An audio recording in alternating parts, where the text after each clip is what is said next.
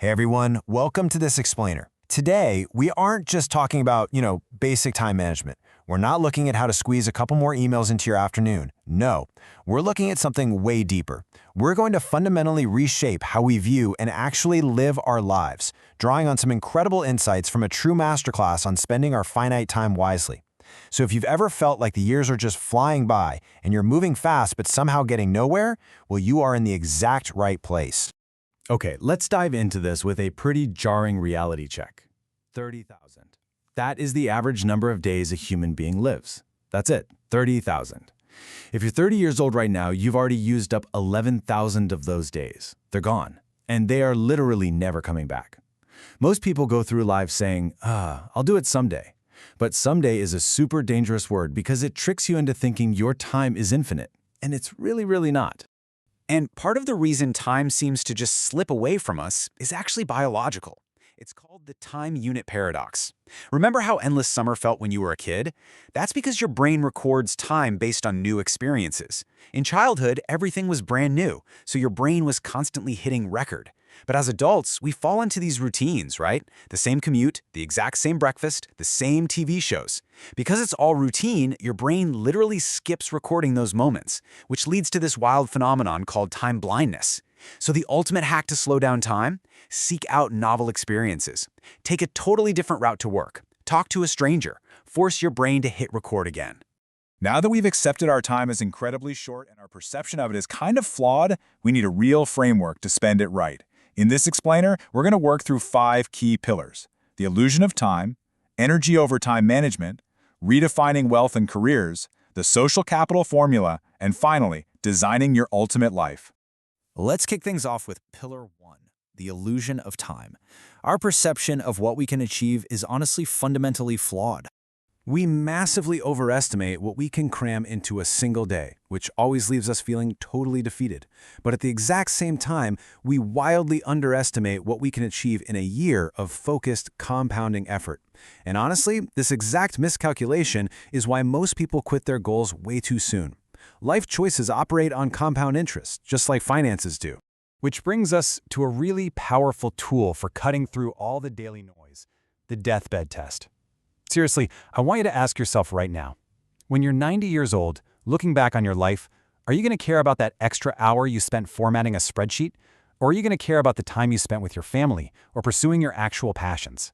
Suddenly, the line between busy work and true priorities becomes crystal clear.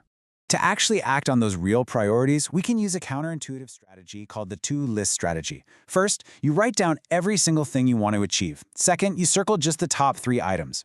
And step 3, this is the magic part. Everything that didn't make those top 3 becomes your active avoid list. Knowing what not to do is infinitely more valuable than knowing what to do. You literally have to ruthlessly eliminate the non-essential if you want to protect those top 3. Let's move to and see how this builds into Pillar 2, energy over time management. We are shifting from managing our minutes to protecting our life force. Because think about it, time management is entirely useless without energy management. I mean, would you rather have 8 highly energized hours where you're sharp and effective, or 12 draining, exhausted hours where you're barely even functioning? That whole "I'll sleep when I'm dead" mindset, it's completely wrong. Sleep isn't just rest. It is a literal cognitive superpower. Without it, your decision-making is as impaired as if you were drunk. No joke. I want you to look at your own day for a second. We are all essentially 2 totally different people. Morning you wakes up feeling great, making all these ambitious plans.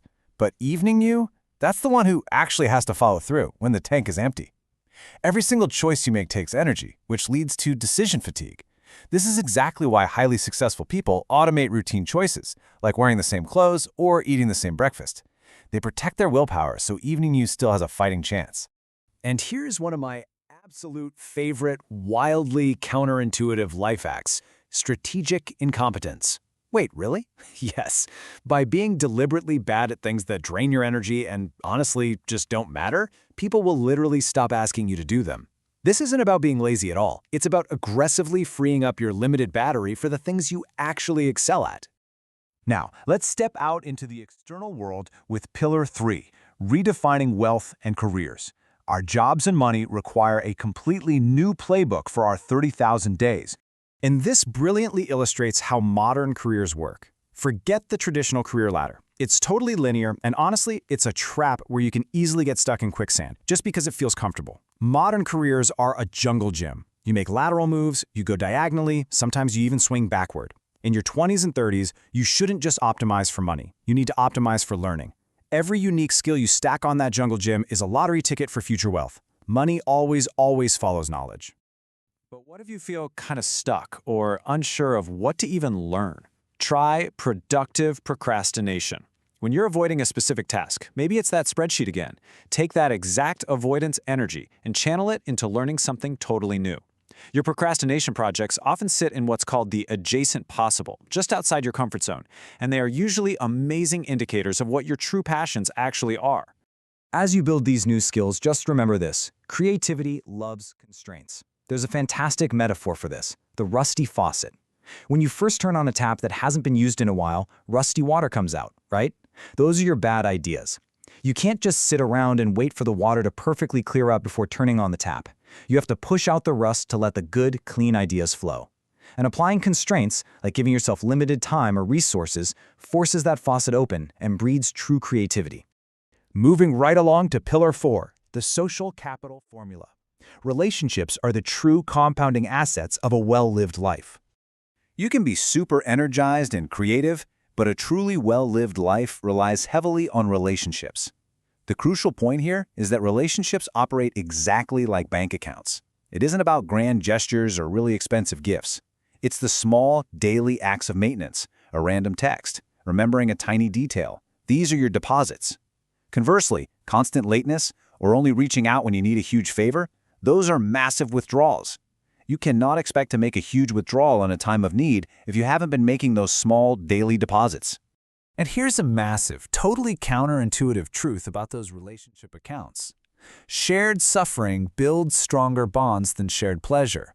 I mean, simply having fun together is great, sure, but going through a difficult challenge, solving a really hard problem, or facing a tough time together, that is what fosters a much deeper, enduring trust. All of this rolls up into the friendship formula.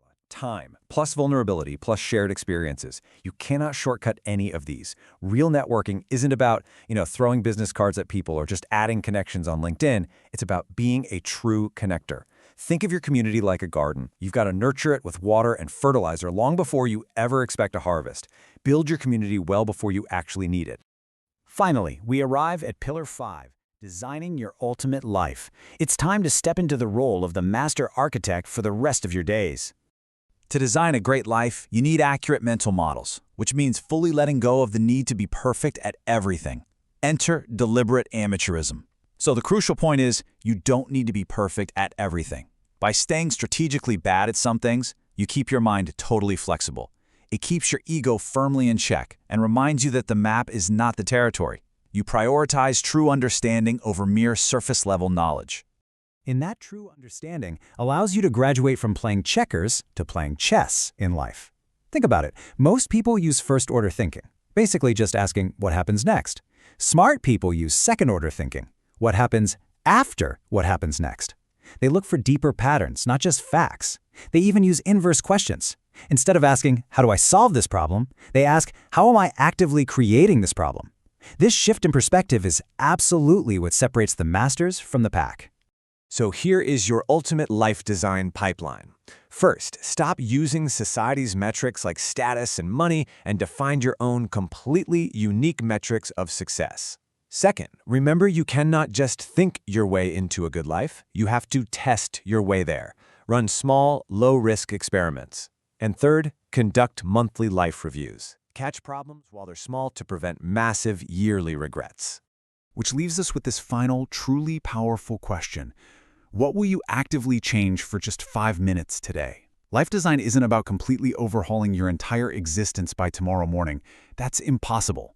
Tiny adjustments create massive momentum. Pick one single idea we've covered today. Make a 5-minute adjustment and start truly living your remaining 30,000 days right now. The clock is ticking. How will you design the rest of yours?